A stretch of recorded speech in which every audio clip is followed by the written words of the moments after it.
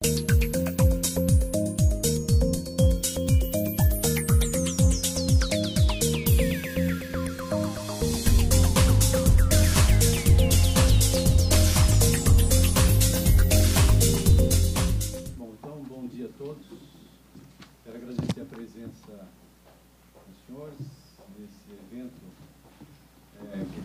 implicações jurídico-constitucionais a respeito da emenda da doméstica, e quero agradecer a participação aqui na mesa dos professores e desembargadores, professor Vilhena, da doutora desembargadora Bianca Bastos e do desembargador Salvador Laurindo.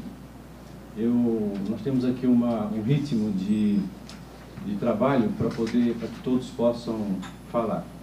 Então a ideia é que 10 minutos fique reservado a cada um dos integrantes da mesa, 5 minutos de comentários para quem quiser, e depois nós abrimos para as perguntas, para os senhores poderem participar também. Depois do intervalo e voltando para a segunda parte do evento. De novo, quero agradecer a todos e vou passar a palavra inicialmente dentro de um combinado que nós fizemos aqui, ao professor Oscar Vilhena. Bom dia a todas e a todos. É um enorme prazer estar aqui com vocês hoje para discutir essa questão que me parece da maior relevância. E uma das vantagens ou desvantagens de se tornar diretor de uma escola é que você é convidado para participar de eventos dos quais você não tem a menor noção a respeito do tema, né?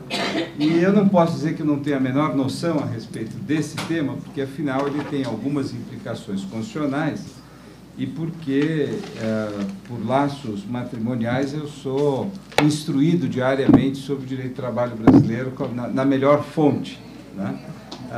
Então, sem dúvida nenhuma, essas discussões sobre qual é a implicação me geraram algum tipo de reflexão, ainda que muito rasa. Mas, de qualquer maneira, eu vou assumir o risco de partilhá-las com vocês. E, mais do que tudo, acho que o meu objetivo aqui hoje é provocá-los, né? É um pouco fazer perguntas muito mais do que assegurar respostas. Nós, quando montamos essa mesa, a ideia era que algumas pessoas que têm enorme autoridade, como vocês três, no campo do direito do trabalho, fossem provocados no início por alguém de direito constitucional e no final o meu querido amigo Luciano Godoy, que é professor de direito civil aqui da casa, serem reprovocados pelo lado do direito civil. Então essa era um pouco a dinâmica que nós gostaríamos de estabelecer nesse pequeno encontro, né? E o objetivo é realmente compreender, afinal, o que essa emenda traz do ponto de vista jurídico e de como as relações poderão ser reconfiguradas a partir de 2013 no âmbito do trabalho doméstico, né? Vou fazer só uma primeira colocação sobre a importância dessa emenda e de que maneira ela vem fechar um ciclo que se abriu no Brasil a partir dos anos 30 e que talvez só agora nós estejamos fechando, né? Quando a gente olha para a história dos direitos, é interessante notar que eles nunca foram concedidos de maneira universal, quaisquer que sejam os direitos políticos, de participação política, sejam os direitos civis, né, sejam os direitos sociais, eles sempre são concedidos a grupos privilegiados, né? Se nós pegarmos a Magna Carta de 1215, ela é magnificamente privilegiadora, né? Os barões, os lords, etc., passam a ter os seguintes direitos. E quem não era barão, não era lorde? Bom, não tinha aqueles direitos, né? Esse é um processo que vai se dar, de acordo com um velho, querido professor meu falecido esse ano, Guilherme Oldônio, só tem direito quem tem condição de ameaçar o poder, né? Que é uma espécie de troca que se dá entre aquele que tem poder e aquele que, para ser leal ao poder, exige alguma contraprestação, e essa contraprestação muitas vezes vem em termos de estabilização de expectativas. Então é assim que se consegue o direito a não ser tributado sem que haja a autorização do parlamento, é assim que se consegue o direito à propriedade, né? Sem que você possa ser objeto de expropriação, né? Se nós pegarmos a Revolução Francesa, ela também vai condicionar e selecionar os grupos que passam a ser sujeitos de direitos. Quando nós olhamos para a história do Brasil e a gente vê que o voto, né, foi concedido desde a Constituição de 24, mas menos de 3% das pessoas votavam. Né? A partir de 1891, nós temos, então, a democracia com 6% da população, ou seja, os condicionantes da distribuição de direitos políticos era tão pequena que, na realidade, se frustrava aquilo que estava dito, que todos eram sujeitos de direitos. Né? Bom, eu não quero fazer isso, mas o Brasil tem uma peculiaridade que me parece ainda mais aguda nesse sistema de distribuição ad hoc de direitos, que foi a própria lógica do instituidor dessa escola, que foi Getúlio Vargas. Né? Getúlio Vargas foi um profissional da política que passou a distribuir os direitos trabalhistas de uma maneira absolutamente parcial, ou seja, ele só assegurava um conjunto de direitos àqueles que se organizavam, se tornavam leais ao regime dele e que tinham autorização do Ministério do Trabalho para funcionar. E é por isso que nós temos um sistema que vai recolocando as pessoas e dando a elas certas faculdades que outros grupos não têm.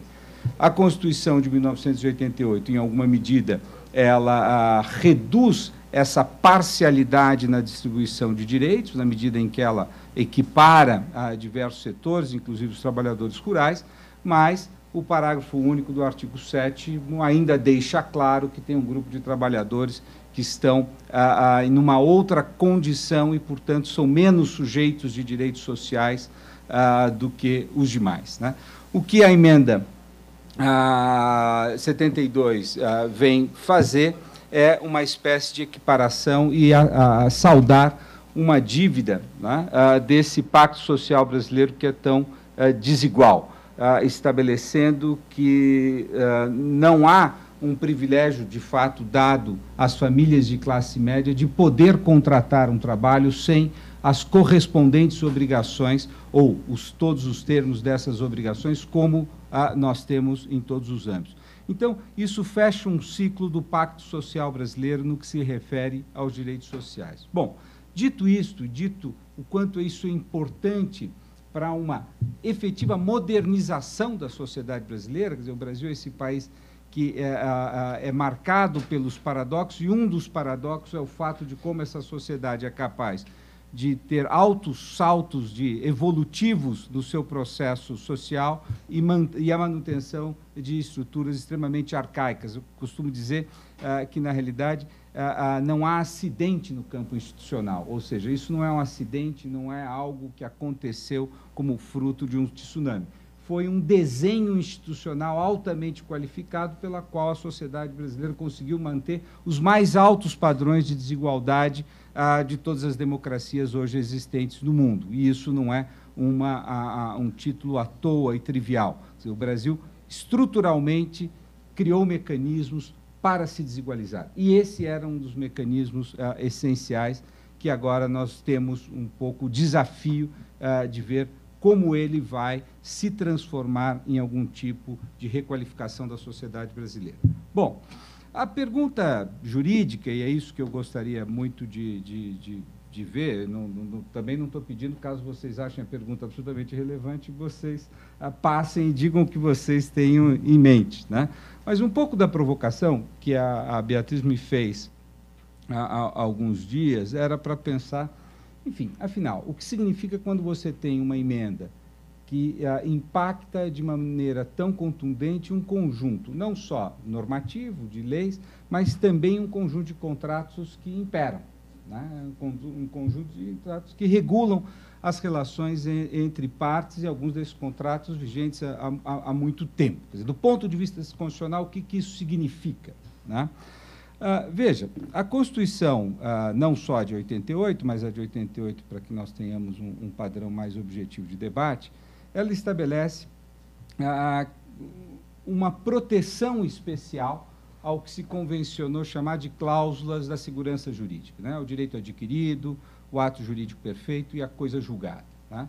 E ela protege isto não só da lei, tá, o que seria comum e é o que nós encontramos em tantos outros regimes jurídicos, é uma parte dos princípios gerais de direito, né, de que a legislação ela tem que ser prospectiva, é parte do Estado de Direito a ideia de que a legislação é prospectiva, ela só vai retroagir quando ela não remove ganhos jurídicos obtidos pelo sistema anterior, mas há uma discussão a respeito do impacto de uma emenda constitucional. Tá? Quer dizer, e uma emenda constitucional? Querido Luciano, você chega na hora que eu estava...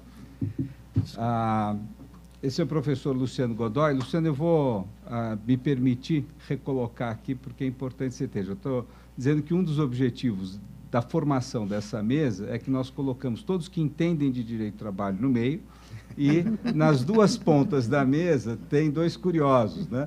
Mas curiosos que vêm com as suas perspectivas para o debate. E que o meu objetivo era abrir esse debate fazendo algumas provocações de natureza constitucional e que a sua seria reprovocá-los da perspectiva do direito civil. Essa é a razão pela qual nós dois estamos aqui. E eu estava começando a formular, quer dizer, qual que é o problema de natureza constitucional que nós temos colocado à nossa frente. Quer dizer, você tem uma emenda constitucional que ela impacta não só a legislação, mas ela tem um impacto profundo sobre relações jurídicas constituídas por intermédio de contratação, né? E como é que isto fica? Quer dizer, como é que o direito, no tempo, a emenda se relaciona com esses tipos de atos jurídicos que estão aí regendo as relações atuais, né? E eu colocava que, do ponto de vista constitucional, estabeleceu-se uma proteção muito clara ao direito adquirido, a coisa julgada e o ato jurídico perfeito, né? E, portanto, nós temos clareza hoje, a jurisprudência é absolutamente pacífica, às vezes com algumas aberrações, mas ela é pacífica, de que a lei, né, ela não pode alterar estas situações, né? Bom, o que se coloca é a força da emenda. Se a emenda tem um impacto diferenciado da lei sobre essas situações, né? Esse problema, do ponto de vista da teoria constitucional, ele normalmente não é um problema contundente. Quer dizer, se nós pegarmos os clássicos do direito constitucional, nunca ninguém ousou achar que existia um direito adquirido contra a Constituição ou um direito adquirido contra uma emenda constitucional. Ou seja, uma nova Constituição que se estabelece, ela é uma ruptura com o ordenamento jurídico anterior e, portanto, ela pode desfazer qualquer tipo de ato jurídico que lhe seja pretérito. Quer dizer, isso, se nós pegarmos desde a doutrina mais liberal dos ingleses até um Carl Schmitt da doutrina alemã, todos vão estar de acordo que essa ruptura é uma possibilidade de você reescrever todas as relações jurídicas. Portanto, um direito adquirido prévio a uma Constituição, se ela não estabelecer nenhum tipo de tratamento especial nos seus atos de disposições transitórias, ele fica à mercê da nova decisão constitucional, né? Bom, e no que se refere a uma emenda constitucional que altere, que impacte alguma relação jurídica estabelecida e protegida pelo manto do direito adquirido, ou do ato jurídico perfeito, ou da coisa julgada, né? Bom, a Constituição, tradicionalmente as Constituições não fazem essa referência. São pouquíssimas as Constituições que têm uma concepção de cláusula pétrea, né? A noção de que existem dispositivos da própria Constituição que são intangíveis, imutáveis. E, normalmente, quando os têm, se referem a dispositivos muito macroestruturantes da Constituição. A República, a Constituição francesa, a República não pode ser alterada, né? Mas ela não entra nas porcas e parafusos aí, dos dispositivos constitucionais. Talvez a Constituição alemã tenha trazido uma noção de que a dignidade, o Estado de Direito, e, portanto, você pode defluir que uma série de outras coisas não podem ser alteradas por emenda constitucional, né? A Constituição indiana, parecida com a brasileira, também traz um conjunto de princípios. Mas a brasileira, sem dúvida nenhuma, é das constituições contemporâneas aquela que estabeleceu um maior sistema de autoproteção que eu conheço, né? Quando ela estabelece, por intermédio do artigo 60, parágrafo 4º, e os seus incisos, especialmente o inciso 4º, de que direitos e garantias individuais né, não podem ser alterados. Não, vou voltar à redação. Não são objeto de emenda aquelas tendentes a abolir os direitos e garantias individuais. Bom, isso gera uma discussão de que, talvez, no Brasil, o direito adquirido não só está protegido, e o ato de prefeito não só estão protegidos contra uma lei nova, mas também eles estão protegidos contra a Constituição, ou seja, contra uma emenda à Constituição. Tá? Essa questão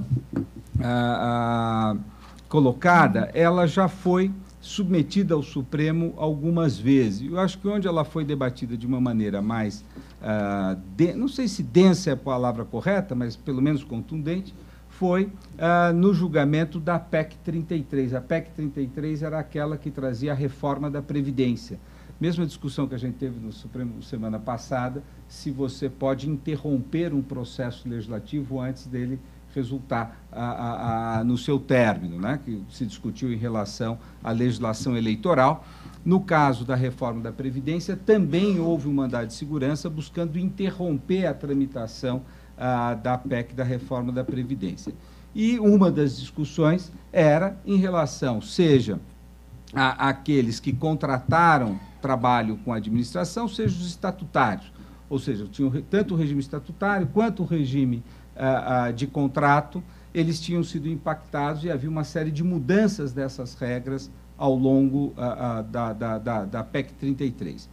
Esse caso chegou no Supremo, e só para que a gente entenda, uma nota de rodapé sobre a semana passada, no caso da discussão de política partidária, o Supremo entendeu que não cabia a ele entrar na discussão sobre uma PEC em tramitação, que isso é simplesmente em casos excepcionalíssimos e que aquele não era um caso excepcionalíssimo, que foi também o que o Supremo decidiu na semana passada. Mas, no que diz respeito ao mérito, talvez nós tenhamos ali a presença de duas posições que foram muito contrapostas, a do ministro Sepúlveda Pertence e a do ministro Marco Aurélio Mello, tá? E a maioria foi levada pelo ministro Sepúlveda Pertence. Quais foram essas duas posições, né? A posição derrotada do ministro Marco Aurélio Mello é de que a cláusula de proteção, a cláusula de segurança jurídica protegida como cláusula pétrea, ela, de fato, está protegendo situações em curso. Esse é o termo que ele usa. Ou seja, contratos em curso são contratos protegidos e, portanto, a emenda, no caso da Previdência, não poderia alterar a situação daqueles que não exauriram ainda o seu direito, no caso a aposentadoria, mas que estão, de certa forma, realizando as suas obrigações ao longo do tempo. E, portanto, esse contrato estaria protegido contra uma emenda constitucional. Tá? Por outro lado, o ministro Sepúlveda Pertence, encabeçando o que tem sido a corrente majoritária, no caso do Supremo, em tantas outras decisões sobre direitos adquiridos, né, faz uma distinção muito clara que me parece pertinente agora para a gente discutir a questão dessa emenda constitucional, que é a de regime jurídico. Ou seja, o que nós temos é um regime jurídico estabelecido pela Constituição. Esse regime jurídico tem um conjunto de leis que o organiza e esse conjunto de leis gera um conjunto de contratos que dão satisfação a esse regime jurídico. E na medida em que haja uma emenda que altera o regime jurídico, todos esses contratos podem ser, ou devem, aliás, ser refeitos. Ou seja, você permite uma recontratualização, porque aquela norma que dava fundamento de validade a todos aqueles contratos, ela desapareceu.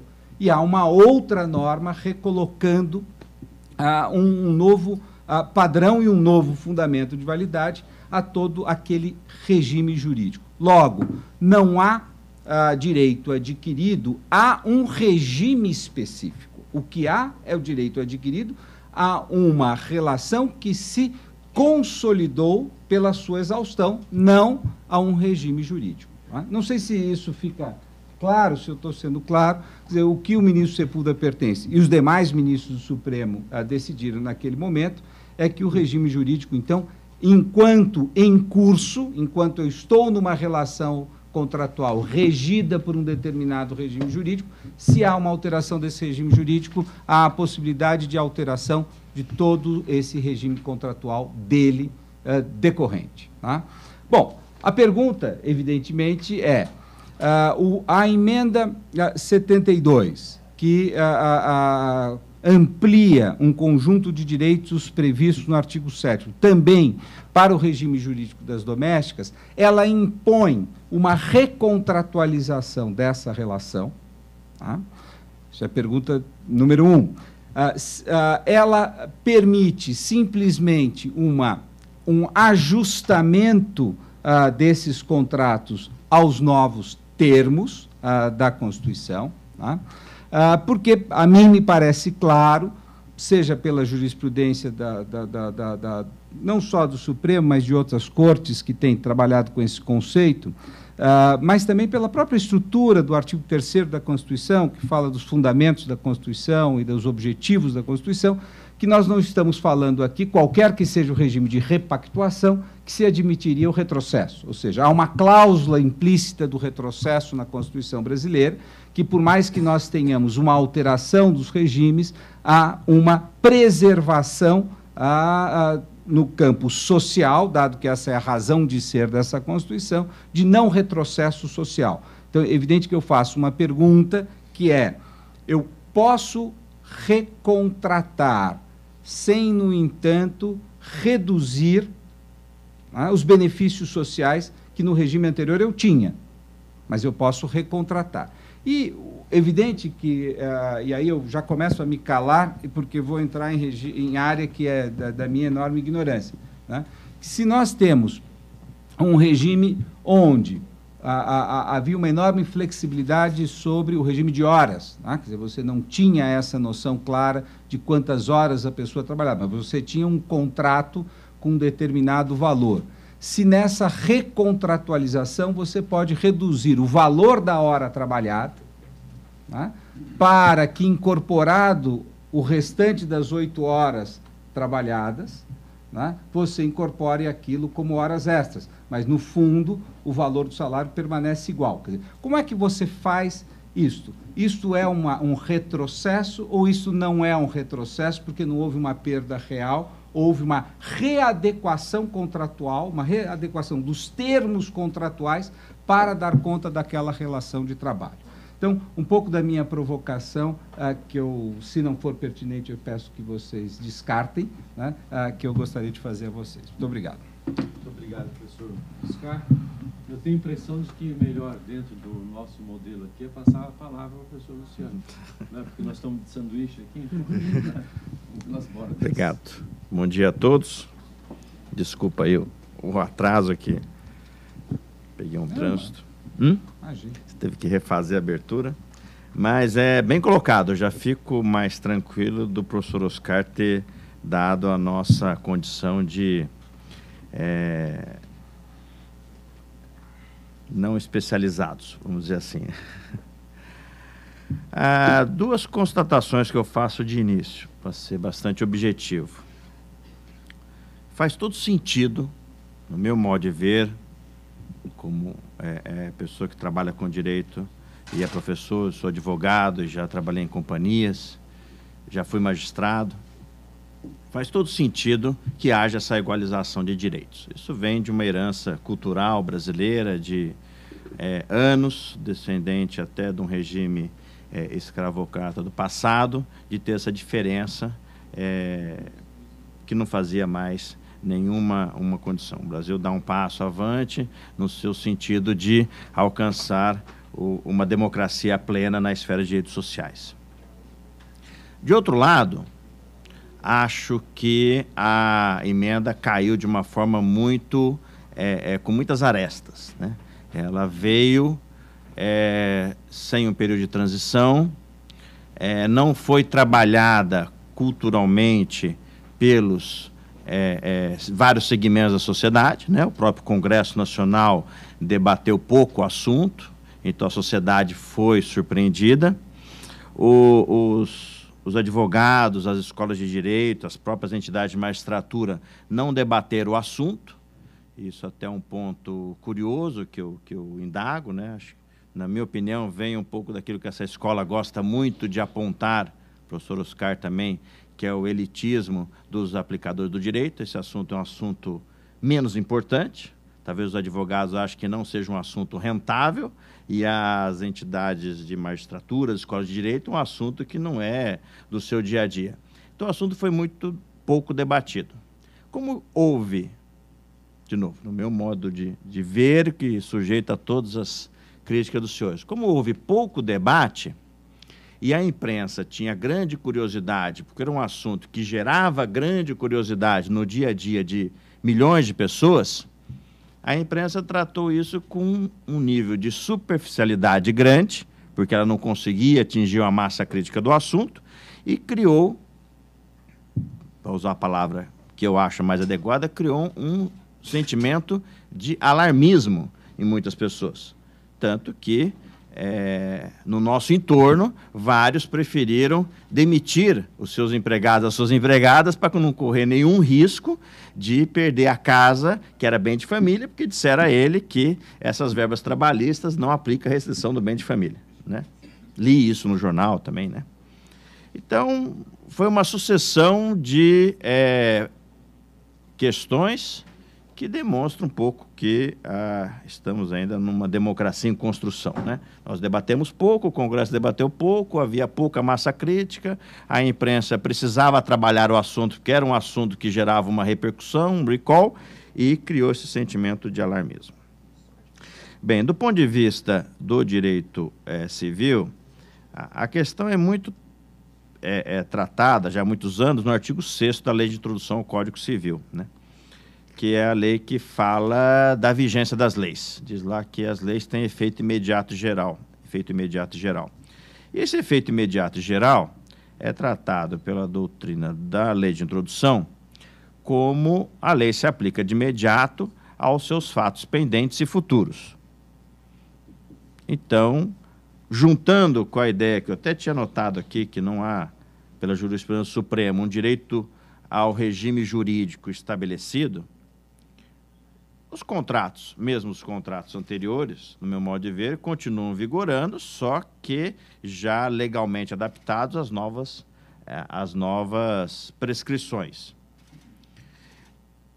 Se houver alguma discussão, alguma reclamação trabalhista cobrando horas extras em período anterior à emenda constitucional, eu imagino que ela deveria ser julgada improcedente, desfavorável, porque naquele período não havia ainda o substrato da legislação que a previa. Mas acho que há uma dificuldade em não haver regras de transição, né? Regras de transição, e isso seria necessário, ou até o que as legislações às vezes trazem e que a emenda constitucional não pode trazer, que é um período de vacatio legis, né? Um período de 6 meses a 1 ano, para que haja uma acomodação dessa nova legislação, né? E vivemos outras épocas, vivemos questões semelhantes. Quando o Código de Defesa do Consumidor veio em 1990, havia um sentimento que as empresas iam quebrar, porque os consumidores iam ficar super poderosos perante as empresas. E as empresas não quebraram, né? E a emenda constitucional não tem um sistema de vacatio legis, então ela entrou em vigor imediatamente. São essas algumas ideias aí para colocar o debate, né? E vamos ouvir os especialistas, né? Obrigado. Bem, muito obrigado, professor Luciano. Eu passo, então, a palavra à professora Bianca. Bom dia a todos. O tema é muito interessante. Eu tive que fazer um exercício de honestidade para fazer reflexão sobre esse tema, porque para poder vê-lo sobre o aspecto jurídico e dentro da proposta desse debate. Porque eu sou contratante há 30 anos, então eu tenho uma experiência prática da relação de direito material. E vou me permitir trazer algumas situações dessa prática, porque eu acho que é o enquadramento da prática no modelo jurídico que todos buscam para responder essas questões que surgiram após a emenda constitucional. O que nós temos da emenda constitucional em plena vigência, com a aplicação da CLT, é a questão da duração do trabalho. Entrou em vigência imediatamente. E temos um conflito aí por conta de, como definiu o professor Vilhena aqui, que havia um sistema contratual de direito material muito aberto, sem uma definição. Mas eu acho que a gente tem que fazer uma reflexão nessa questão, porque não era tão sem definição. E quando se fala em repactuação, eu penso que expressar uma pactuação seria uma situação mais adequada no momento de transição. Em primeiro lugar, eu acho que não se pode ficar tentado a aplicar nenhum elemento de direito civil que envolva teoria da imprevisão. Eu acho que isso é uma coisa que vem de pronto. Eu acho que o judiciário não entra aí, tem que ter uma negociação a nível de contratante para estabelecer a aplicação da emenda e dos limites de horário. Qual que é a barreira que se tem? A barreira que se tem é irredutibilidade salarial. Nós temos um artigo na CLT que contempla o princípio da inalterabilidade das condições objetivas do contrato de trabalho, que vem fulcrado num inciso que já era estabelecido para o trabalhador doméstico antes da emenda constitucional 72, que é o artigo 7º, inciso 6º, que prevê irredutibilidade salarial. Essa garantia constitucional está densificada no artigo 468 da CLT. Então, reduzir valor hora, eu acho que é uma situação que não se coloca. Eu acho que não tem uma condição de redução de valor hora para estabelecer um parâmetro de contratação. Mas é fato que os contratos de trabalho doméstico, dentro do mercado de trabalho, possuem uma variabilidade. Então, você tem vários tipos de contrato. Você tem o contrato do trabalhador doméstico, que cumpre jornada de segunda a sexta, 8 horas, e esse não pode ser alterado. Você tem aí uma questão de autonomia de vontade, que tem um embasamento no 444 da CLT, e se estabelecer uma condição favorável ao trabalhador. Aí vai ter que se seguir divisor, o limite da jornada, e não pode se acrescentar nada, senão o intervalo de 1 hora.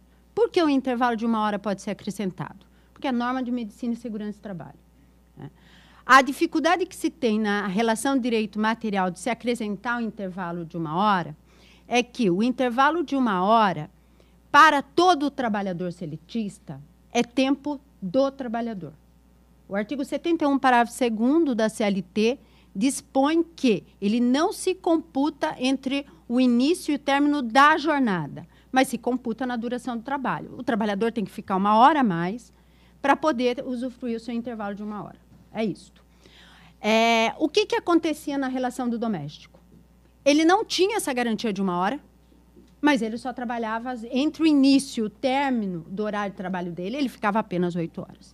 Eu acho que aí a repactuação está ocorrendo de uma forma muito tranquila. Os empregadores estão dizendo, olha, agora tem que respeitar 1 hora e, por isso, você tem que permanecer 1 hora além para que você possa ter esse repouso. Eu tenho visto que isso, tenho feito em sala de aula, tenho perguntado como que está a situação, eu tenho visto que isto está sendo incorporado, essa transição está sendo feita. Eu acho que é uma grande repactuação, eu acho que independe de qualquer estipulação contratual expressa. Norma de medicina e segurança do trabalho e deve ser cumprida. É bem verdade que o projeto de lei que vai regulamentar a lei do doméstico, vem para diminuir esse intervalo. Aí até questiono, porque a lei trouxe um benefício, uma igualdade, e o projeto de lei está restringindo. Então, nós, no judiciário, a gente tem toda uma jurisprudência construída contra reconhecimento de convenção coletiva para redução de intervalo, sumulada no TST, para impedir intervalo menor do que 1 hora. E agora a lei para o trabalhador doméstico vai garantir um intervalo de 30 minutos. Então, é aquela coisa de não conseguir fazer a transição e limitar uma aquisição de direito através de emenda constitucional, né?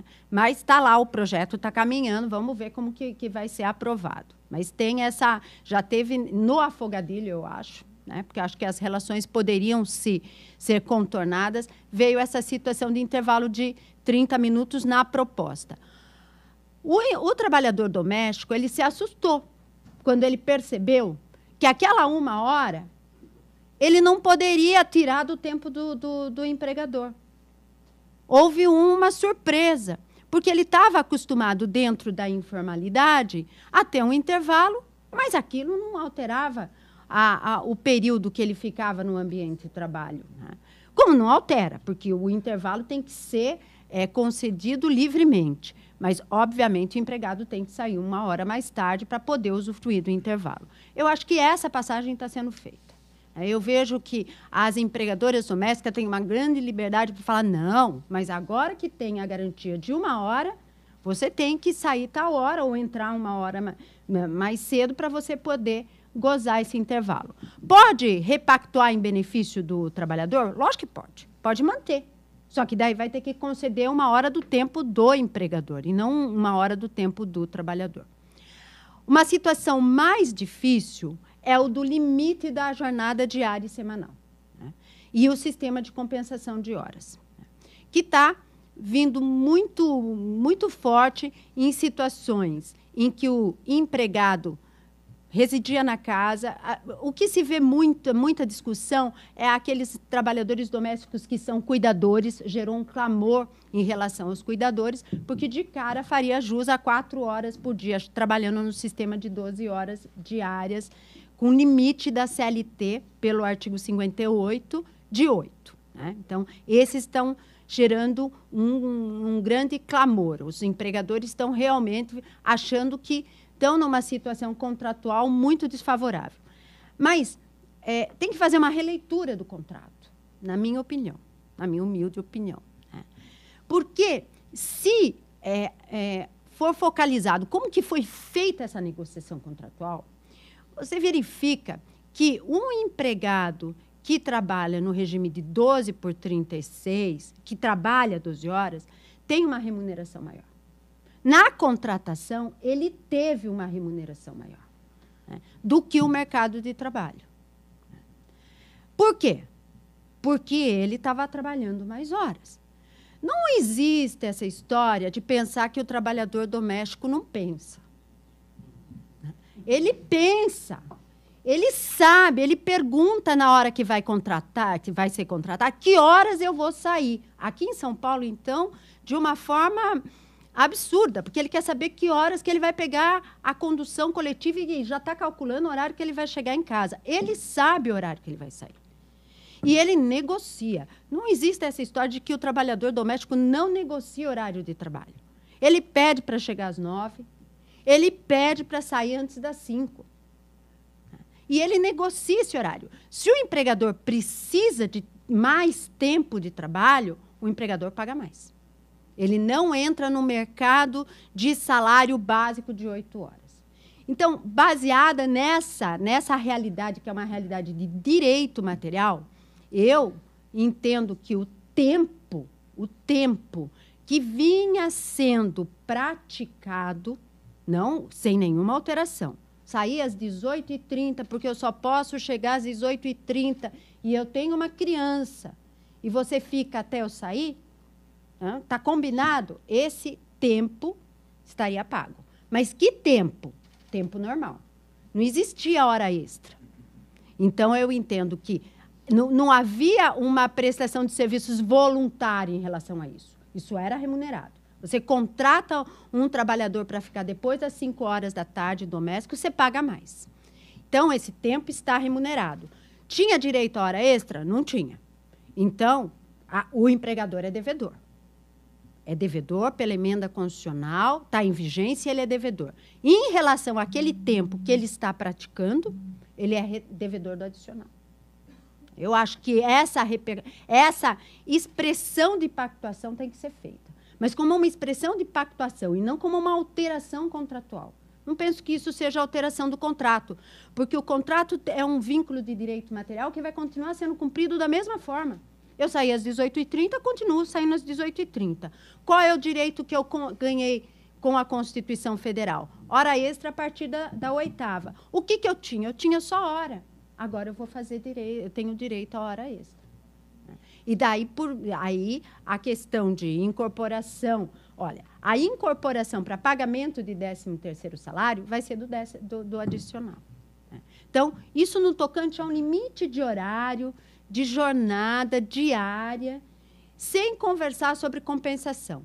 Compensou? Vai trabalhar 44 horas semanais? Compensou? Tem que estar fazendo acordo escrito agora. Compensação sem acordo escrito com o empregador que admitir compensação sem acordo escrito, está se colocando numa linha de risco enorme e depois ver isso aí discutido a partir da 8ª. Né? Por quê? Porque o projeto de lei que está em tramitação para regulamentação prevê acordo escrito para compensação, direto com o empregador. E mais, além do acordo escrito para compensação, eu acho que tem que ter acordo de prorrogação de horas, caso pretenda que esse trabalhador doméstico faça hora extra. Acho isso de extrema importância. Todo mundo fala muito no acordo de compensação e ninguém fala no acordo de prorrogação. O acordo de prorrogação é o acordo que permite ao empregador exigir prestação de horas extras, né, numa condição de exercício de poder de comando. Na relação do trabalhador doméstico, o comando é diluído, o comando é até carinhoso, né? Mas, contratualmente, ele tem que estar estabelecido para evitar melindre. Né? Porque é aquela história, você precisa da hora extra, então eu vou combinar, você assina aqui para mim que quando eu precisar de hora extra vai ser, no máximo, 2, porque eu vou respeitar o limite até de 10 horas, que no projeto não tem, mas na CLT tem, mas você fica sabendo, quando eu precisar, eu vou te chamar. Vou usar com parcimônia, mas está escrito aqui, está assinado. Muito bem. Porque se você não tem um acordo de prorrogação e você resolve que você vai receber alguém na sua casa e você precisa daquele trabalhador, ele tem todo o direito de se recusar naquele dia porque ele tem um compromisso dele. E na relação do trabalho doméstico, a inexistência, essa recusa é muito mais difícil para ser absorvida contratualmente do que numa relação de trabalho normal. O empregador se sente ofendido se há uma recusa na prestação da hora extra naquele momento que ele está precisando. Por quê? Porque ele pensa, nossa, mas quando a minha trabalhadora doméstica precisa sair mais cedo, eu sempre compreendo. Tem sempre esse jogo de concessão e de regulamentação muito frouxa na relação doméstica, que acaba dificultando a realização do contrato. Uma outra situação que eu acho que é interessante fazer uma reflexão, mas aqui é só uma ideia de reflexão, é a questão do trabalhador doméstico que mora na residência. Né? Então, como que é o sistema de estabelecimento do salário desse trabalhador? Eu não sei a experiência que vocês podem trazer num debate, mas a experiência que eu tenho é que ele custa de 30% a 50% mais caro do que um trabalhador que tenha jornada e que se retire e que vá para a casa dele todo dia. Como se define essa situação, se é favorável, se não é, se vai ficar ou se não vai ficar, é uma outra questão. Mas na relação de direito material, é um contrato mais caro. Então, se ele é mais caro, tem que buscar um modelo jurídico para ver onde que pode ser enquadrado esse valor. Né? É valor de quê? É valor de disponibilidade. Né? Porque ninguém que tem um trabalhador doméstico que resida vai cometer abuso. Né? Você só vai chamar a pessoa a ir para prestar uma hora extra quando você precise. Mas a disponibilidade da pessoa estar lá é contratada. Porque quando você vai contratar a trabalhadora doméstica, você fala assim, mas eu preciso para morar, então eu não posso. Eu não vou. Ou então, para eu morar, eu preciso ganhar tanto. Isso é uma conversa que a gente sempre tem. Quem contrata sabe que a história é nesse sistema. Ora, onde que a gente pode enquadrar na CLT disponibilidade? Né? Só analogicamente em sobreaviso, mas não porque se trata de sobreaviso, porque o sobreaviso analogicamente aplicado, ele é o sobreaviso que o trabalhador fica na casa dele aguardando uma disponibilidade. E tem limite. E tem limite. Mas é uma ideia, né? É uma ideia de destacar uma parte dessa remuneração e falar, olha, isto eu lhe pago pela questão de você, não por você fazer hora extra ou exceder jornada, nada disso, não é por trabalho. É pela questão de você estar residindo no trabalho. Isso implica num ajuste contratual. Você ajusta, você estabelece o dia que sai, o horário que sai, você paga mais. Isso tem que... Eu não acho que é repactuação, mas é uma questão de expressão do pactuado, que até agora não se fazia. Só se sentia que o trabalhador, para residir, ele custa mais caro, o trabalhador doméstico. Bom, essa questão da disponibilidade é muito interessante, a remuneração da disponibilidade, porque se pensar num sistema analógico e criado a partir dessa analogia do sobreaviso, dá para pensar que o sobreaviso não é salário, integra a remuneração. E, portanto, que a hora extra desse trabalhador é uma hora extra igual daquele trabalhador que não reside na casa. Né? Porque, a partir do momento em que você não destaca a disponibilidade como um valor do contrato, a hora extra do trabalhador que reside na casa é uma hora muito mais cara, pelo menos 50% mais cara do que a hora extra de um trabalhador que vai embora toda hora. E os dois estão no mesmo sistema. Os dois estão trabalhando a mesma quantidade de horas. Então, eu acho que esses ajustes, que são ajustes de transição, podem ser realizados não com repactuação, mas através de uma expressão da pactuação que já ocorria e que não era percebida, que não era lida. É fazer uma leitura do que já existia, mas sobre um aspecto jurídico, sobre um aspecto de enquadramento do que a gente já tinha na CLT, do que a gente já praticava, sem ter muita consciência. Eu acho que não é uma situação que vai ser acessível a todas as empregadoras. Acho que aí, realmente, a questão de que a imprensa toca muito superficialmente e sempre num passo de retrocesso que ninguém quer, né? Porque ninguém quer tirar direito de quem está tão próximo da família, pelo contrário, mas eu acho que tem que ter uma conscientização a nível de contrato para fazer um enquadramento e para não promover uma dispensa precipitada desse trabalhador. E nem deixar ele com uma ideia de que, olha, nós vamos fazer um acordo e, eu, como sou trabalhador aqui, eu não faço questão dos meus direitos. Eu acho que o empregador tem que fazer questão dos direitos do seu empregado, de cumprir com os seus direitos, mas fazendo uma leitura jurídica desses direitos e adequando. Eu digo para vocês que eu tive uma experiência de conscientização doméstica muito interessante, porque eu tive que fazer um laboratório na minha casa e dizer assim, olha, a questão do intervalo, mas vocês agora estão no mesmo patamar de um trabalhador comum. Vamos pensar, como que um trabalhador comum faz? Você conhece alguém que trabalha no comércio? Então, fazer um parâmetro para a pessoa entender que o intervalo de refeição é tempo do trabalhador, que tem que ser respeitado, que se não remunerar o empregador, se não conceder ao empregador, é punido, além de pagar a hora extra, paga pelo intervalo, se exigir trabalho, mas que existe um sistema. Eu acho que a emenda constitucional não altera o sistema, eu acho que jurídico, acho que não é uma questão de alteração do sistema, eu acho que ela confirma a questão de já estar previsto no inciso 6, a irredutibilidade salarial, atrai o 468, a inalterabilidade das condições contratuais para o contrato, agora vem confirmada, porque o inciso 10 vem e traz proteção ao salário, que agora veio com a emenda constitucional. Então, eu penso que a emenda constitucional não tem essa força, ela veio para completar o regime, mas não para modificá-lo. Só penso que talvez seja adequado se divulgar essa releitura do contrato, da relação de direito material. E espero que isso ocorra para que as relações contratuais do trabalhador doméstico sejam bem resolvidas, porque eles são muito importantes na sociedade e na vida familiar. Bom, eu agradeço e encerro por aqui. Muito obrigado.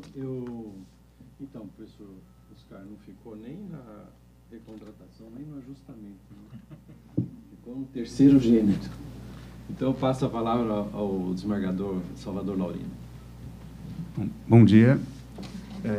Bom, em primeiro lugar, eu gostaria de dizer que outro dia, sem querer, assistindo televisão, eu vi sem querer, um canal que não era o que eu queria assistir, passando, eu vi uma entrevista do professor Oscar, tratando justamente da emenda 72. Então, quando ele diz que não tem noção de direito do trabalho e que, você tem certeza?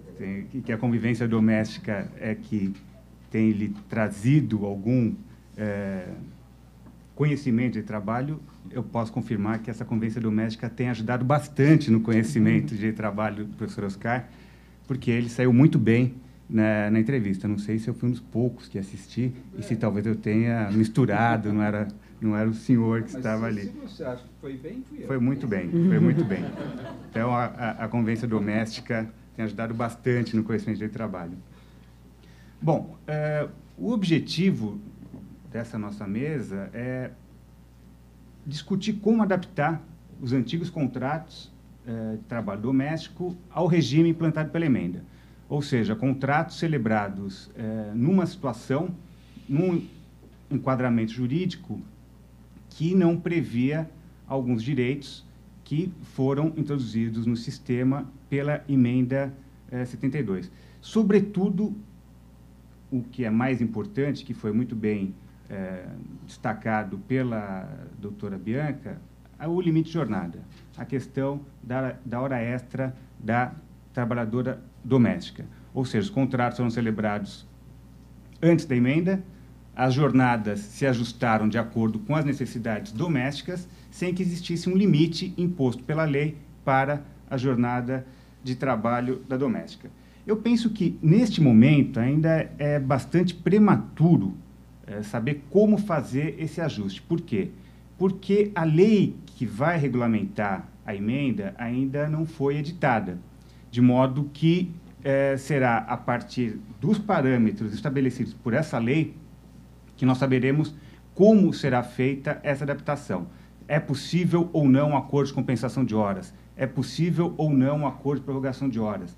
Porque esses institutos que foram destacados pela doutora Bianca, eles, na verdade, são do regime da CLT. E, a princípio, a CLT não é o parâmetro jurídico que regula o trabalho doméstico. O trabalho doméstico, a princípio, ele é regulado pela Lei 5859, que provavelmente vai acabar totalmente superada pela nova regulamentação.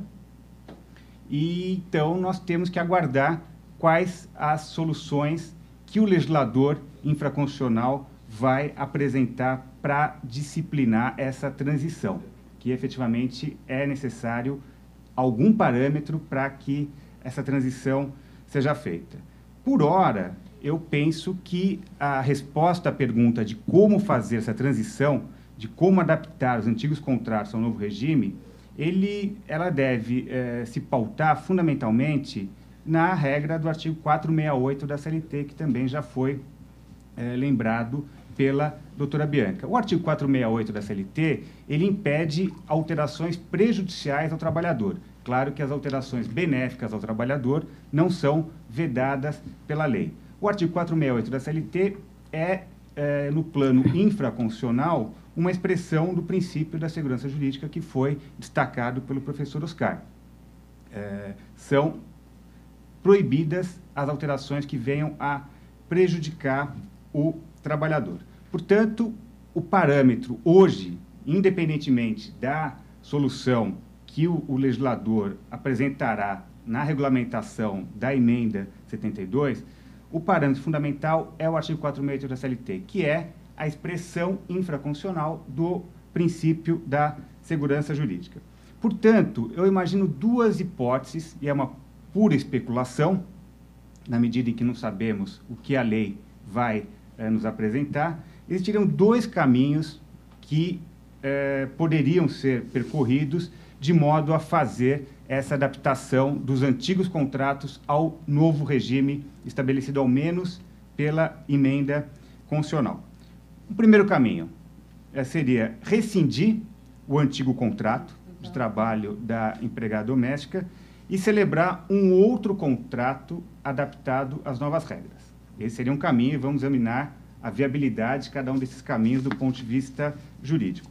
O segundo caminho seria preservar o contrato já celebrado antes da emenda constitucional e introduzir modificações de modo a adaptar a rotina do contrato ao novo parâmetro jurídico, ao novo marco jurídico estabelecido pela emenda constitucional. Bom, primeira hipótese, extingue o antigo contrato, celebra um novo contrato de trabalho. Eu penso que é uma hipótese bastante arriscada. E por quê? Porque a rescisão do antigo contrato de trabalho para a celebração de um novo contrato, esse novo contrato pode ser objeto de uma demanda judicial em que se postule a invalidação desse contrato, porque na comparação com as condições do contrato anterior, esse novo contrato é prejudicial ao trabalhador. Daí porque esse caminho ser bastante arriscado. Por exemplo, uma redução de salário, imagine que o trabalhador receba R$1.000 por mês. Há um aumento, um acréscimo de custos para o empregador doméstico. E o empregador doméstico, ao contrário de quem visa o lucro, e por definição o empregador doméstico é aquele que não visa o lucro, ele não pode repassar para outrem o acréscimo de custos.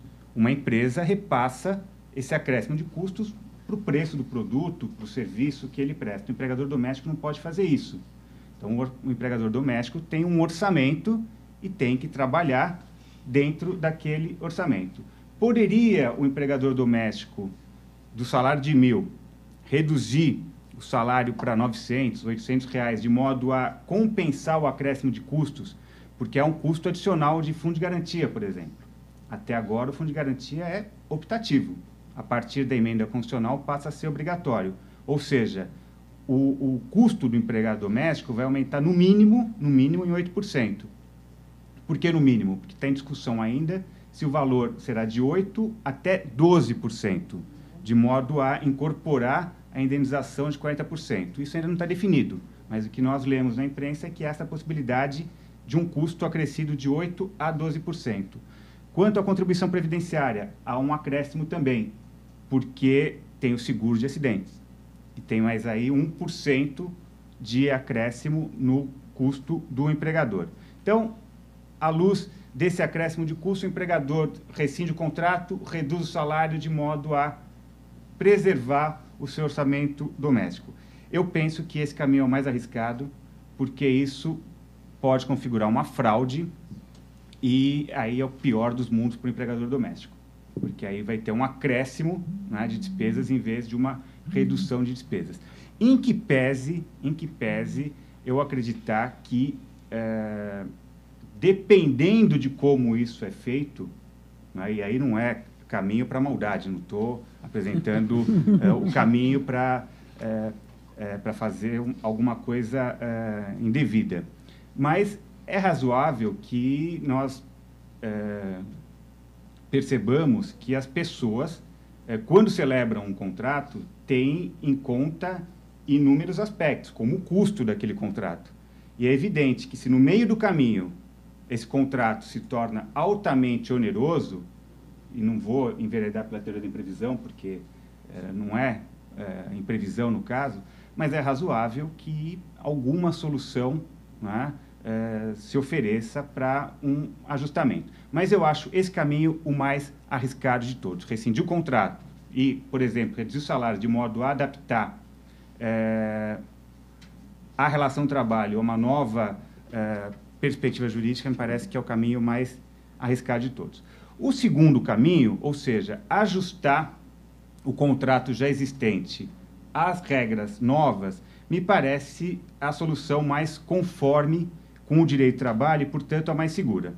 Ou seja, o contrato de trabalho é preservado e é adaptado ao novo conjunto de direitos que a emenda constitucional atribuiu ao trabalhador doméstico. E aí entra, naturalmente, a questão da jornada de trabalho, que me parece um dos problemas mais complicados do ponto de vista da dinâmica da residência, da dinâmica de quem contrata o trabalhador doméstico. Então, imaginem que o trabalhador doméstico tem uma jornada de 10 horas por dia.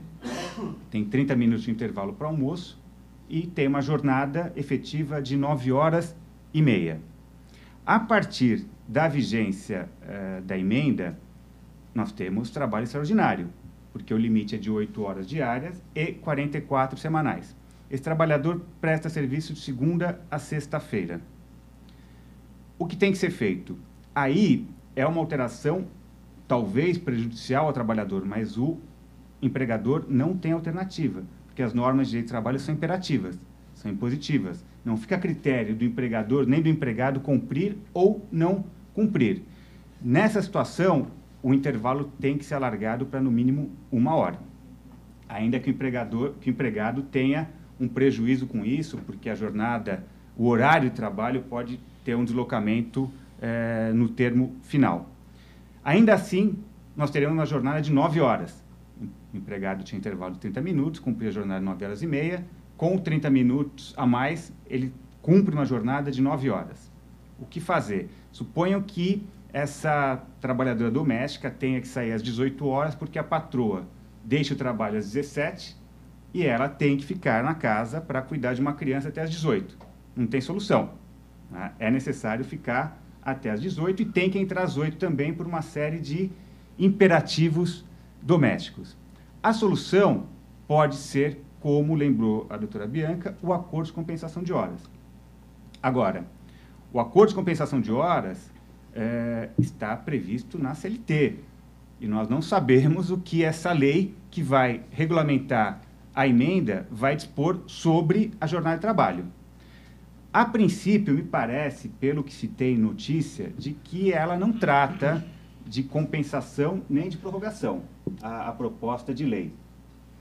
Se não tratar de compensação nem de prorrogação, é razoável defender que se aplique a CLT de maneira subsidiária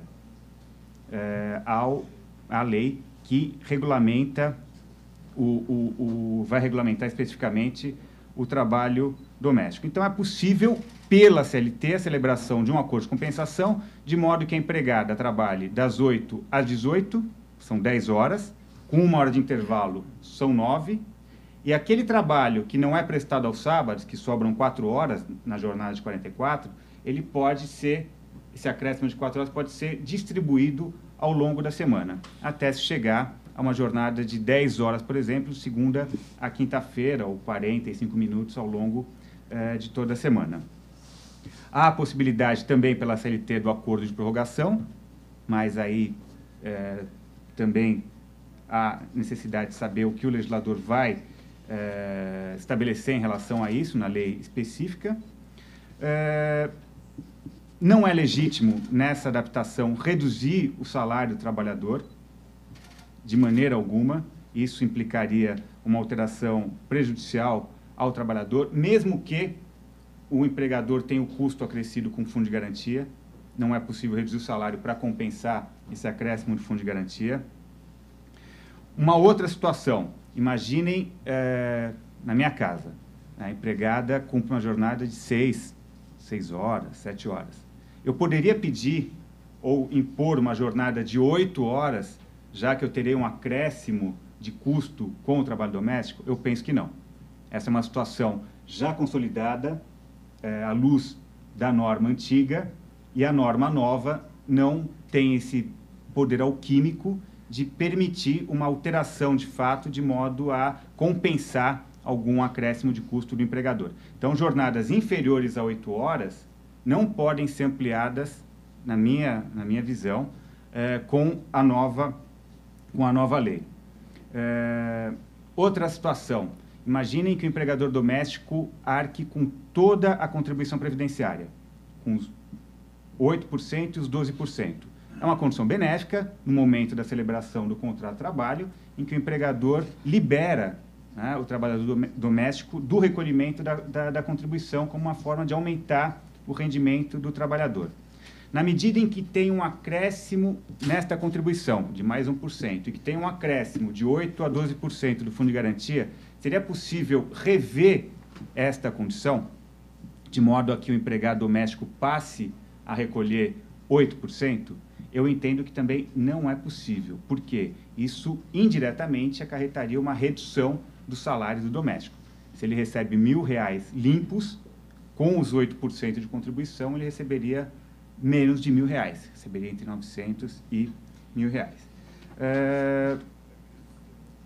Enfim, eu acho que no confronto entre essas duas alternativas que eu vislumbro para adaptação dos contratos em curso à emenda constitucional, a mais segura é, efetivamente, não rescindir o contrato, preservar o contrato e fazer as adaptações necessárias, por hora, raciocinando com o regime da CLT, até que venha a lei específica sobre o trabalho da doméstica e que apresente as soluções que serão as soluções cabíveis. Por hora, é só uma especulação, é necessário que nós tenhamos conhecimento e que essa lei efetivamente seja editada.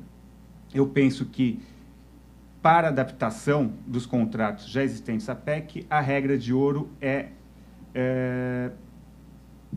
não sacrificar direitos já adquiridos, identificar o que sejam direitos adquiridos e nem introduzir alterações prejudiciais ao trabalhador que não se justifiquem estritamente em virtude da alteração do regime jurídico pela PEC. Então, eram essas as considerações que eu tinha aí sobre a emenda.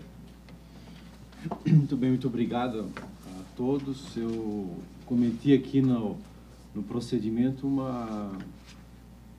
eu descumpri, aliás, um compromisso inicial que era dos 5 minutos para que cada um aqui da mesa pudesse falar cada comentário. Mas como todos excederam bastante naquilo que falaram, eu achei que seria desnecessário para privilegiar a fala de cada um. E me parece que agora nós chegamos num momento que é da possibilidade. Primeiro, eu diria assim, a mesa. Alguém gostaria de fazer algum comentário? Porque não, pois é, mas como eu tinha aqui aqueles 5 minutos regulamentares, eu queria saber se alguém da mesa gostaria de fazer algum comentário. Pois não, senhor. Não, só acrescentar uma pitada de dúvida e curiosidade, que pela fala da doutor Salvador, doutora Bianca, eu percebi, e queria só confirmar isso, que acreditam que a jurisprudência já consolidada da Justiça do Trabalho e do Tribunal Superior do Trabalho vai se aplicar nessa nova fase dos empregados domésticos. Ou se nós teremos aí uma vertente onde haverá, pelo fato dessa condição especial de não ser a família uma entidade que gera lucro, se haverá uma possível adaptação da jurisprudência já consolidada em relação a essa nova regulamentação. Eu penso que haverá adaptação. O projeto de lei traz uma situação de regulamentação que eu acho que vai ser muito diferente do que a gente tem na CLT. Existe previsão para redução de intervalo, que é coibido no TST, e se a lei vier e reduzir, vai ter que ser observada e a jurisprudência vai ter que fazer uma releitura em relação à norma de medicina e segurança do trabalho para o trabalhador doméstico. Penso que, em relação à acordo de compensação de horas, também haja um reposicionamento do TST, porque hoje, como disse o doutor Salvador, nós temos que aplicar a CLT, porque não temos uma legislação específica, e na CLT há limites muito duros para compensação de trabalho por banco de horas, né? Banco de horas só através de acordo coletivo, que é praticamente impossível no ambiente doméstico, porque não há categoria econômica e os sindicatos e empregadores estão organizados por categorias econômicas. No projeto de lei, há, sim, uma previsão de estabelecimento de compensação, inclusive por bancos de horas, diretamente com o empregador. Mas se isso vai ser aprovado ou não, mas isso, a própria lei, se assim for aprovada, ela muda francamente uma posição que já está consolidada no TST. Então, eu penso que tudo está por se construir nessa área a partir da aquisição desses novos direitos. Não, eu concordo. Eu acho que a jurisprudência vai acabar por se adaptar às peculiaridades do trabalho doméstico. Agora, depende também do que virá com essa lei específica para a doméstica. Com relação, só uma observação em relação ao intervalo. Claro que eu sigo a jurisprudência do TST, mas muitas vezes eu não concordo com algumas posições. Por exemplo, a Constituição estabelece a possibilidade de negociação coletiva reduzir o intervalo para a refeição. E eu penso que a partir deste inciso do artigo 7º da Constituição, legitima-se essa proposta da lei de redução do intervalo para a refeição do trabalhador doméstico. Até porque é necessária uma adaptação para o âmbito doméstico. Não há como nós pensarmos no padrão do trabalho urbano, típico da CLT, e transplantá-lo para o âmbito doméstico. Assim, não tem, é muito difícil fazer essa passagem. Então, eu penso que vai existir, sim, uma acomodação da jurisprudência, que a jurisprudência, como lembrou a doutora Bianca, ela é intransigente na impossibilidade de redução do intervalo mínimo de refeição.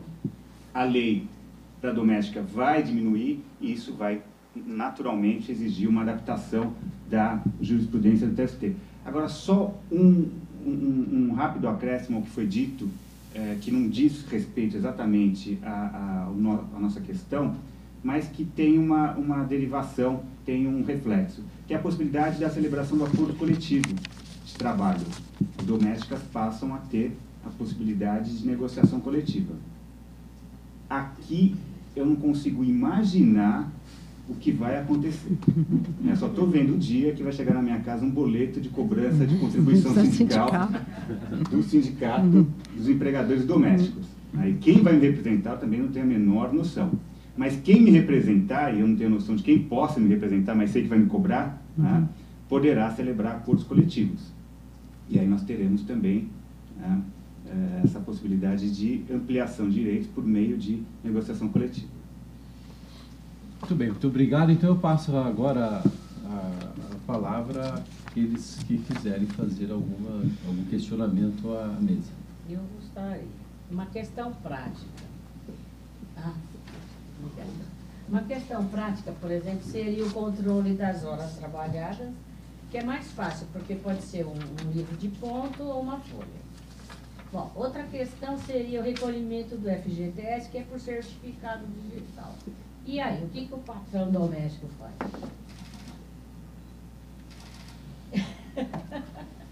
Em relação, por exemplo, o fundo de garantia, quando o senhor recolhe, o senhor tem que ter um certificado digital para recolher na Caixa Econômica Federal. O que o patrão vai fazer agora? É mais custo? Como é que ele faz? Essa é uma questão prática. Bom, se alguém tem alguma... Eu acho que é outra mesa que a gente... talvez acho que na outra mesa, eu acho que sim, porque é a transição, né? Não cortar a palavra de nenhum. Não, é verdade, você tem razão. Tenho a impressão de que essa pergunta talvez na outra mesa, que é uma período de transição. E outra para o doutor Oscar, ou a doutora Bianca, que ele falou em negociação, mas a doutora Bianca falou que é imperativo a aplicação da lei. Como é que fica? Rever o contrato ou não rever é imperativo? Impõe ou faz acordo? Tá, vou começar primeiro. Na realidade, eu estou falando da negociação do contrato, mas nos termos, evidentemente, imperativos da lei. Tá? Então, não estou falando de uma possibilidade de negociação à margem da lei ou alterando qualquer dos dispositivos que a Constituição apontou. Então, talvez para colocar um pouco de lenha na fogueira, né, dos tons de cinza da fala dos meus dois colegas que nos anteciparam, acho que uma das questões fundamentais, né, eu acho que o Dr. Salvador falou com, vamos dizer, um tom mais escuro, dizendo, olha, eu tenho um contrato que tem um valor e a emenda ampliou os direitos. Logo, eu não posso transmutar esse contrato de maneira a que esses direitos caibam dentro do mesmo valor, tá? Que, na realidade, eu estou simplesmente constrangendo o valor de cada direito, né? Para que ele caiba dentro da equação econômica. Eu acho que ambos deixaram isso razoavelmente claro, né? Uma coisa que o Dr. Salvador deixou explícito é no que diz respeito às minhas responsabilidades de natureza tributária. Então, eu não posso jogar, bom, eu vou ter esse custo a mais, eu não posso simplesmente fraudá-lo, colocá-lo aqui dentro como se salário fosse, né? E, portanto, não dá. Agora eu passo para o outro tom de cinza para saber se eu entendi exatamente a colocação da doutora Bianca. Eu tenho um contrato no que diz respeito única e exclusivamente às horas trabalhadas, ao valor da hora. Não estou falando dos outros encargos que surgem como decorrência da emenda, né? Mas horas. Eu não tinha horas extras, né? E, portanto, eu tinha lá um regime, eu tinha 10 pessoas com um contrato de 10 horas, e se eu fizesse um cálculo, eu poderia chegar ao valor que ela tinha nessas 10 horas. Bom, eu estabeleço isto como a base de cálculo para, eu adorei a sua expressão, que era uma nova expressão do pacto, eu vou expressalizar aquilo que estava lá. Então, eu tinha 10 horas, eu faço um cálculo, chego à conta da hora e falo, bom, 8 destas têm este valor. E as outras 2 têm o valor sobre este valor, que é isso que... É exatamente isso. Eu não vejo aí nenhuma alteração prejudicial. Porque, pelo menos, porque eu acho que há uma tensão entre vocês. Na verdade, eu aplico tanto quanto o doutor Salvador o artigo 468, mas eu resolvo a questão mais na relação jurídica pré-existente de direito material, né? Porque eu vejo uma realidade de contratação que é assim, as horas estão pagas e elas deveriam mesmo estarem pagas, porque horas de trabalho sempre deveriam ser pagas. Isso não é direito novo, isso é direito antigo. O que é direito novo é hora extra. A partir de 8, aquela hora que era paga como normal, se transformou em hora extra. Eu acho que o empregador não tem como negociar o direito que foi adquirido. Não tem. Vai pagar o FGTS, vai pagar o FGTS. Vai pagar o adicional noturno, vai pagar o adicional noturno. Mas aquela hora que ele já pagava porque ele acertou salário por hora trabalhada, porque o trabalhador negocia o limite da jornada, até que horas ele vai trabalhar, e se ele trabalha até às 3, ele topa um salário, e se for além, ele vai negociar o valor, eu entendo que tem que expressar isso. Eu acho que falta uma expressão. Acho que falta muito de expressão no trabalho doméstico. O projeto de lei vem, e se ele for aprovado, ele vai incorporar o direito ao vale-transporte para o trabalhador doméstico. Eu não conheço ninguém que desconte 6% do trabalhador doméstico. Todo mundo paga vale-transporte como benefício contratual, que pode ser dado, que deve ser dado, não estou incitando ninguém a tirar direito, mas ninguém faz a dedução. E o trabalhador doméstico não tem consciência de que essa dedução é legal, de 6%. Né? Então, existe uma situação de expressão de contrato que eu acho que é muito importante. É isso. Não, eu acho interessante essa observação dos caras, mas vamos pensar em termos práticos. O sujeito foi contratado por R$1.000 para trabalhar 10 horas por dia, de segunda a sábado, 10 horas. Com a emenda, essa jornada vai necessariamente ter que ser reduzida para o limite de 8 horas. O salário tem que ser de R$1.000, não tem como. Porque se o ajuste, aí é a questão de direito adquirido, se a cláusula... Contra a emenda? Mas não é contra emenda, mas aí eu acho que é direito adquirido, mas mesmo que seja contra emenda, aí tem o limite material do artigo 60 da Constituição, não é? Seria um direito adquirido. Mas não é no curso do contrato? Pois é, mas é... Eu estou usando a palavra do Sepúlveda pertence. Quer dizer, no curso da relação. Mas a situação é consumada ou não é consumada? Aí é o artigo 6º diariamente consumada. Então, o ajuste do contrato... Então, o ajuste do contrato previu, no momento da celebração, previu uma remuneração. Essa remuneração, eu acho que já é um dado adquirido, já é uma situação consumada. Se consumada, protegida pelo princípio da segurança jurídica. Portanto, se a emenda reduz a jornada para 8... Veja, eu acho ótimo a gente poder conversar. Mas é uma questão interessante, eu estou pensando alto, na verdade. Você começou colocando sobre a natureza também econômica do contrato. Eu estou acostumado com contratos públicos, né? Eu acho que o Luciano também. Quer dizer, eles têm uma cláusula de uma dinâmica econômica do contrato. Quer dizer, esse contrato varia de valor em função de uma determinada realidade. Nenhuma das partes pode reivindicar que há um direito adquirido àquele padrão anterior. É só uma pergunta, quer dizer, porque eu acho que a gente está aqui num ambiente muito interessante dessa mudança. Porque você começou a falar também o orçamento da família. Sim, como é que você resolve isso? E tem alguma coisa que seria intermediária, não seria a aplicação da teoria da imprevisão, mas um equilíbrio econômico-financeiro do contrato, passando para o direito público, alguma coisa do gênero. Porque eu acho legítimo, tem a questão das expectativas, a proteção das expectativas legítimas. Não é?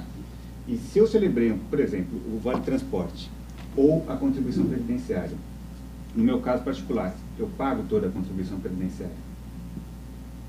O Vale Transporte, eu não desconto, ninguém desconta. Isso é salário? Se isso é salário e agora a empregada doméstica é integrada plenamente ao regime da Previdência, a contribuição previdenciária vai ter uma alteração na base de cálculo. Quer dizer, a oneração é ainda maior, não é de 20% para 21%, é 21% sobre uma base de cálculo muito mais alargada. Por que existe essa condição benéfica? Porque no cálculo dos direitos existentes era viável o pagamento daquele valor. Na medida em que a emenda vem, quer dizer, onera de uma maneira exagerada, né, o custo do trabalho doméstico. Eu não consegui ainda encontrar, elaborar uma construção jurídica que permita essa adequação, mas me parece legítimo pensar por esse caminho. Eu acho que tem que ser explorado porque é razoável, né? É razoável esse equilíbrio das expectativas. Muito bem. Presidente, só uma... Pois não. Existe, no caso específico do desembargador Salvador, da desembargadora Bianca, uma situação, eu diria, confortável no tocante à postura de como vai julgar essas matérias, porque os julgamentos dessas matérias vão demorar a chegar ao tribunal. Mas existe a postura deles enquanto empregadores de domésticos, certo? Como é que ele... Você é impedido de julgar. Como é que eles vão proceder? Não vai ter juiz. Mas nós, advogados, estamos enfrentando uma situação realmente que é muito crítica. Nós estamos sendo consultados, tá certo, diariamente, às vezes por 10, 15 empregadores domésticos que querem soluções, tá certo? Nossos empregados trabalham 12 horas por dia e ganham X. O que é que nós devemos fazer? O que nós devemos fazer? Nós devemos pagar o que eles ganhavam por mês e adicionar mais as horas extras? O que é que nós devemos fazer? E eu tenho dito sempre o seguinte, olha, neste momento, nós temos 3 posições. Se vocês querem uma posição tranquila, que não traga nenhuma consequência, despeçam e contratem um novo doméstico dentro da atual legislação. Aí não há risco nenhum, tá certo? Segunda alternativa que nós temos colocado, que, ao contrário do que disse o desembargador Salvador, se o empregado ganha R$1.000 para trabalhar 10 horas, tá certo?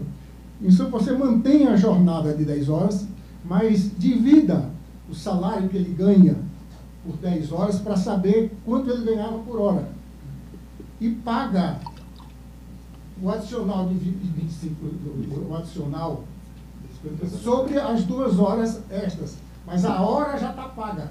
A hora já está paga, porque já recebia esta hora. Tá certo? E uma outra postura, tá certo? Seria aguardar a regulamentação, etc., porque nós sabemos o que vai acontecer. Mas nesse momento, eu só vejo como advogado, estamos consultados diariamente, o Paulo Sérgio deve ter essa experiência, nós somos consultados. O que é que nós vamos fazer para não correr risco? Para não correr risco só tem uma saída. Manda embora. Troca de empregada. E contratos novos já pela nova legislação. Segundo, quer manter esses empregados, tá certo? Então, a saída de menos risco é essa que eu coloquei. Divida o que ele ganha por mês pelo número de horas, para saber qual é o valor da hora, e adicione o adicional sobre aquilo que é hora extra, com base na hora que ele já está ganhando. Tá certo? E tem um problema que realmente nós não temos conseguido encontrar uma solução, que é exatamente o problema daquele que é obrigado a permanecer em casa, tá certo? A pessoa que trabalha na casa de praia do Salvador, tem uma casa de praia lá em Guarujá, e tem um empregado que é obrigado a ficar na casa 24 horas. Este empregado vai ter direito a receber adicional noturno se ele está lá para trabalhar ou pelo conforto dele. Quer dizer, alguém que trabalha num sítio, que é obrigado a ficar na casa do sítio à noite, porque ele não tem condição de cada dia voltar para a cidade onde ele morava e retornar no dia seguinte. E aquele sítio, por sua vez, precisa também de alguém que fique à noite. Isso aí vai ser uma jornada de 24 horas, tá certo? Então, há uma série de dúvidas que nós, advogados, gostaríamos que não mais os magistrados, mas os juristas que vocês são, amadurecessem para nos ajudar. Só isso. Tá bom, muito obrigado. Alguém que quer fazer alguma consideração? Pois não, Roberto.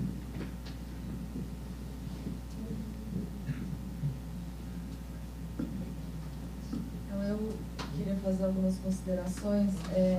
Confesso que até estava mais preocupada com a questão antes de ouvi-los aqui, porque, e agora estou menos preocupada, porque eu acho que alguns pontos importantes foram colocados e vão ter que ser realmente considerados, né? A primeira questão que eu acho é que existem diferenças de categorias de empregados, né? A gente até brinca que o Brasil é um dos poucos países que as empregadas têm empregadas, né? A empregada vai cuidar do seu filho e arruma uma empregada para cuidar do filho dela. Você tem empregadas que têm salários altíssimos e você tem empregadas que têm salários mínimos, enfim, com condições. E o que eu achei interessante que o senhor colocou em relação ao que os juízes e desembargadores e juristas, etc., também são empregadores, eu trabalho com direito empresarial. Normalmente o empresário fala, justiça do trabalho, não dá nem para discutir, isso é um passivo, não tem jeito, com razão, sem razão. E há uns 15 anos atrás eu tive uma faxineira que entrou com uma ação contra mim. Ela era faxineira do prédio, ia em casa 2 vezes por semana, e quando eu fiquei grávida ela começou a ir todo dia, porque ela estava no prédio, ia lá, regava a planta e tal, e resolveu entrar com uma ação dizendo, enfim, absurdos. Eu falei, perdi, né? Deixa eu só fazer as contas. E chegou na hora, a juíza ficou bravíssima com ela. E ela perdeu tudo na hora, porque assim, ficou muito claro que era um abuso, digamos assim. Então, eu acho que existe agora uma possibilidade da gente ter na Justiça do Trabalho uma consideração mais caso a caso, porque isso que a doutora Bianca falou é verdade. Nenhuma empregada desconhece os direitos que elas têm, muito pelo contrário. Eu acho que, enfim, as empregadas têm negociado valor negociado hora extra, nenhuma mais vai trabalhar 24 horas em regime, né? Servidão. E ninguém mais fica, porque a empregada boa hoje em dia é difícil. Né? A gente vê que assim, a empregada, às vezes o vizinho oferece mais no clube, uma mãe vai lá, oferece para outra. Então, assim, as empregadas realmente não têm uma situação tão de tanto desconhecimento como para a gente imaginar que, enfim.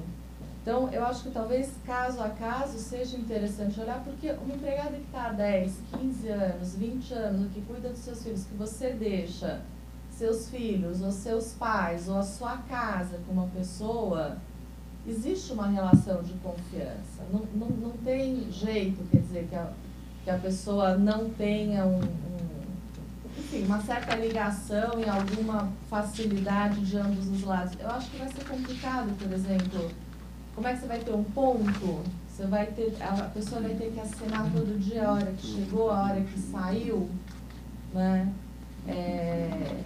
Enfim, fora muitas empregadas que hoje em dia é comum a empregada falar assim, e o salário, olha, eu recebo 1.000 por dentro e 1.000 por fora, né? Então, assim, existem muitas questões periféricas que eu acho que vão vir à tona e que não vão poder ser tratadas da mesma forma, porque as situações são diferentes de todas as empregadas, enfim.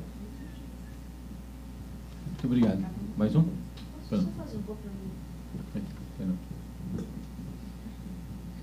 Oi, bom dia. Bom dia. Só para o laboratório da doutora Bianca, que seria também a minha situação particular. A empregada mora, é uma raridade ainda, ela não é cuidadora, e ela mora comigo há 8 anos. E aí agora nós estamos pensando, porque ela mesma já falou que não tem mais paciência, enfim, mas que ela também gostaria de não morar mais conosco. E a minha pergunta é a seguinte, eu posso reduzir para 3 vezes por semana? Como é que fica a questão salarial, né? Por exemplo, se ela ganha R$1.000, ela mora comigo, ela vai embora aos sábados pela manhã, e isso foi uma opção dela, né? E minha também, né? Mas, ao mesmo tempo, demiti-la, além de ter o custo da demissão, não tem empregada boa, né? E todo mundo fica cobiçando as empregadas. A minha também já teve proposta de antigas patroas. Então, eu também não quero perdê-la, mas eu também gostaria de saber como que eu faço essa transição. Como é que eu faço essa redução de ir embora todos os dias, ou 3 vezes por semana, que também é uma realidade, 2 vezes por semana, 3 vezes por semana, e se paga abaixo do salário mínimo, ou se pode pagar proporcional? Então, de novo, né, o assunto é a transição, né? Eu tenho a impressão de que sim, né, que essa questão de... Porque agora a gente está discutindo aqui de que modo, se há uma repactuação, se pode ou não. Então, se eu continuar com essa empregada... Eu tenho que manter o salário... Os assuntos se misturam, na verdade, né? Eu acho que sim. Mas aqui tinha uma questão assim da emenda, como se aplicasse, se poderia repactuar o contrato sem uma interferência. O doutor Salvador ele deixou muito claro que aquilo que está adquirido é um direito adquirido e que não se poderia mexer. E, inclusive, os benefícios, né? Ele traz aqui uma interpretação curiosa. Até os benefícios que concedia diante de uma ausência absoluta de uma legislação, agora, com essa emenda, ele acaba incorporando como direito adquirido e natureza salarial, etc. Então, me parece que esse é o ponto, né, desse debate aqui, né, de saber juridicamente quais os efeitos dessa emenda. Eu acho que o assunto é importante, eu acho que é o dilema, não é, me parece, de muitas situações, de como, né, continuar com o bonde andando, não é, mas mudar de assento. Né? A senhora quer fazer uma pergunta? Bom dia. É um exemplo, a empregada doméstica trabalha 10 horas por dia, segunda a sexta, poderia dissolver 44 horas semanais, incluindo o sábado? Aí a repactuação. Eu acho que é o acordo de compensação. Se celebrar um acordo de compensação, tem 4 horas no sábado que podem ser distribuídas ao longo da semana e aumentar o intervalo para a refeição. Não, ao contrário. Está trabalhando 40. Antes da PEC, das 8 às 18, das 10 50. Horas, né? Mas a lei diz até 8 horas diárias, para não gerar hora extra, e 44 horas semanais. Então, cumpriria-se as 44, incluindo o sábado. Poderia alterar isso? Eu acho que isso sim. Não entenderia como prejuízo? Porque era legítimo trabalhar 10 horas. Não, mas aí não, porque no momento da celebração não existia esse limite de jornada. Estipulou-se 10 horas por dia. Foi ficando, né? É a condição. É uma condição que se incorporou ao contrato, 10 horas por dia. Na medida em que a lei diz o limite é 8, o empregador tem que estabelecer o limite de 8. Mas tem 4 sobrando, porque são 44 do sábado. Essas 4 podem ser distribuídas, né? Que sejam 45 minutos por dia. Não, então, sim, mas aí, no caso, ela poderia trabalhar os sábados 4 horas? Não, se compensa o sábado, não. Não, sem compensar. Pode. Ao invés de compensar, ela incluiria reduz o para sábado. 8, reduz sim, para 8 horas como hora de intervalo, ela ficaria na residência 9 horas. Aí no sábado ela faria 4 horas direto, depois ia embora. Eu acho que sim. Ou seja, agregaria um dia a mais para ela ir até o trabalho. Não, ia ter um benefício, reduziu de 10 para 8. Eu acho que sim, não. mas eu falo assim, ela teria um compromisso de segunda a sexta com essa família. Gente, não, se ela quiser, aí se ela quer ou não quer, aí o contrato de trabalho é um contrato, né, de mando e obediência. Sim, mas não implicaria, visualizaria um prejuízo para ela ter que se locomover também aos sábados. Não, porque eu penso que não. Eu penso que não, porque tem que ser observado o limite fixado pela lei, deve ser reduzida para 8 horas a jornada, e a lei estabeleceu que ao bônus corresponde o bônus. Não é isso? Quer dizer, ela tem um benefício, que é o limite de 8 horas, mas na semana é 44. Eu penso que esse seria um caso em que essa transição aparentemente prejudicial seria legítima. Eu penso que o Oscar está... Mas aí precisa ver como vai ser feita a compensação, porque eu não posso... Não, mas não tem compensação. Não, no caso dela não tem compensação. Reduz para 8 por dia de segunda a sexta. Só que em compensação, né, em contrapartida, você trabalhará 4 horas no sábado. Mas se você pode deslocar as 4 horas do sábado para a semana, em tese poderia, eu acho que você não poderia, por exemplo, deslocar 4 horas da semana para o domingo. Enfim, existem situações que são a mesma 4 horas no sábado não é igual numa segunda. No caso, essa pessoa pode falar, mas sábado é justamente o dia que eu tenho a missa, não sei das quantas. Mas a lei manda se trabalhar 4. Não, mas pode compensar essas 4 do sábado, ela não é obrigada. Em outro até dia, o limite de 10. Desde que a empregada aceite também. Desde. Né? Bom, sempre, né? Isso não é jeito. Não, mas é uma questão interessante. É uma questão interessante, desde que ela aceite. Claro, o contrato de trabalho se caracteriza pela subordinação. Mas aí, o empregador está com uma jornada de 10 e não quer pagar hora extra. O que ele vai fazer? Ele vai reduzir para 8. Né? Aí, se ela não quiser trabalhar 4 horas aos sábados, depende de um acordo com a empregadora. Mas tem um dado já que é definitivo. É necessário reduzir essa jornada e tem 4 horas que o empregador, em tese, pode exigir. Ou ao longo da semana, ou aos sábados. Mas se ela aceitar sempre, se ela não quiser, ela não é obrigada a ir. Um pouquinho, doutor Bianca vai falar uma observação.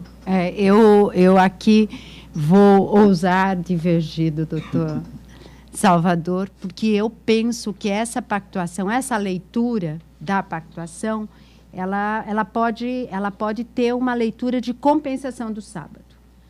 Falar, olha, quando a gente ajustou que não teria trabalho no sábado e que não teria limite de jornada.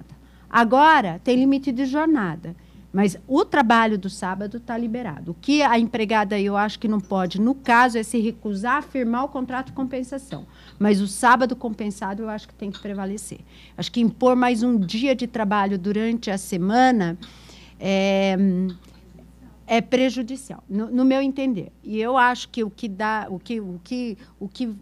a regra de ouro para você fazer a leitura de uma expressão do que o contrato já previa é o princípio da boa-fé objetiva.